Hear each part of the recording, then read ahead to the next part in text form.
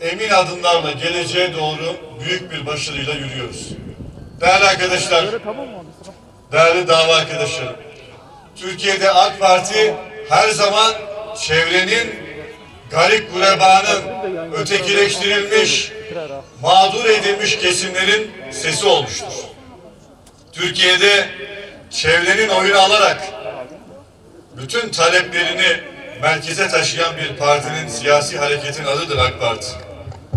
İnancından ötürü, kimliğinden ötürü, düşüncesinden, yaşayışından, yaşam tarzından ötürü dışlanmış her kim varsa onunla beraber yol yürümüş ve taleplerini, çözme iradesini merkeze taşıyarak siyasetini bu çerçevede bina etmiştir.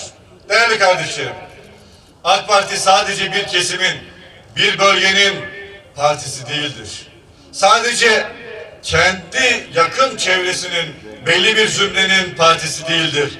Kim olursa olsun benim bir ihtiyacım, talebim, benim bir mağduriyetim var diyen herkesin yanında olmuştur, sofrasında olmuştur, beraber yol yürümüştür. Değerli kardeşlerim, bize düşen işte nereden geldiğimizi unutmadan geleceğe doğru yürümektir.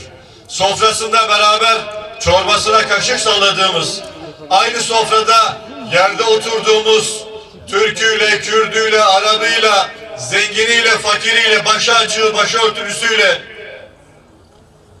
garip kurabayla beraber geldiğimiz bu yolculukta onları unutmadan yola devam etmek boynumuzun borcudur. Partimizin adı Adalet ve Kalkınma ve herkes için adaleti, herkes için ekmeğinin arttığı, özgürlüğünün arttığı bir Türkiye'yi korumak, daha da güçlendirmek hepimizin üstüne vazifedir.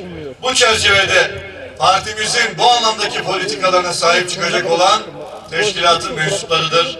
Bizleriz. Gerek yerel yönetimde, gerek merkezi yönetimde bu hassasiyeti, partimizin bu politikasını yine baş tacı ederek yola devam etmek zorundayız.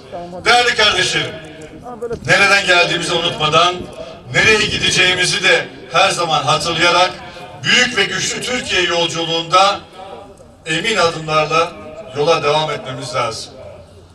Bugün birçok insanın gözyaşı ve duasıyla hamdolsun 18 yıldır, yaklaşık 20 yıldır Türkiye'ye hizmet ediyoruz.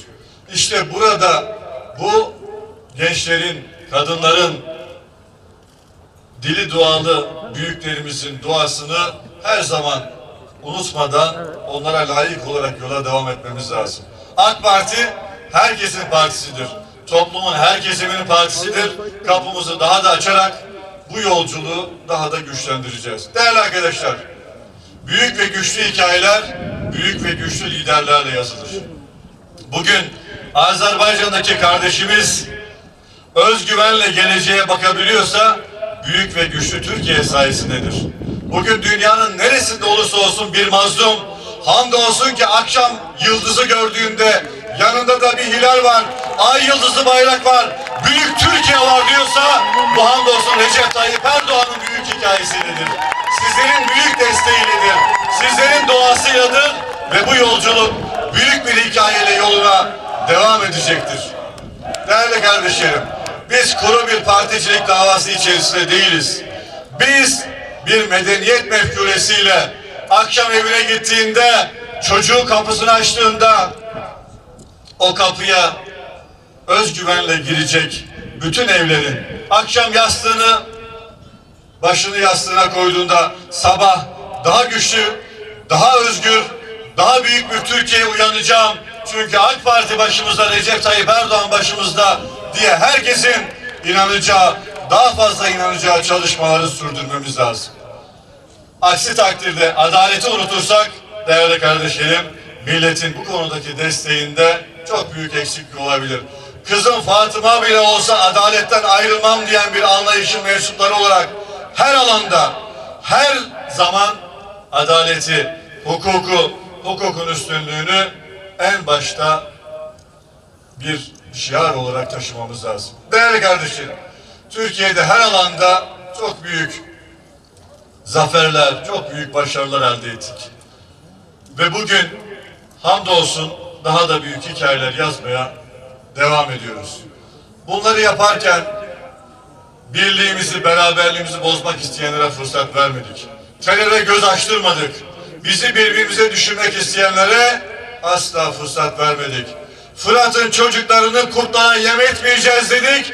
Yem etmemeye de kararlıyız. Bu mücadeleyi de sonuna kadar sürdüreceğiz. Değerli kardeşlerim, nerede doğarsa, nerede yaşarsa yaşasın, Türkiye Cumhuriyeti vatandaşı 83 milyon bir tarağın dişleri gibi eşittir. Birinci sınıf vatandaştır. Türkiye'de hiçbir vatandaşa ikinci sınıf, üçüncü sınıf muamelesi yapılmasına izin vermedik, asla izin vermeyeceğiz. Birliğimizi, beraberliğimizi yine daha da güçlendirerek yola devam edeceğiz. Değerli kardeşlerim, sözlerime son verirken Gaziantep her zaman liderinin Tayyip Erdoğan'ın, milletin adamının yanında durdu. Ben Gaziantep'li hemşehrilerime, Şahin Bey'in, Şehit Kamil'in torunlarına yürekten teşekkür ediyorum. Allah sizden razı olsun. Allah razı olsun. Rabbim gücünüzü daim eylesin. Siz hiçbir zaman yalnız bırakmadınız ve Cumhurbaşkanımız da Gaziantep'i hiçbir zaman unutmadı, hiçbir zaman yalnız bırakmadı. İnşallah her alanda hizmete devam edeceğiz.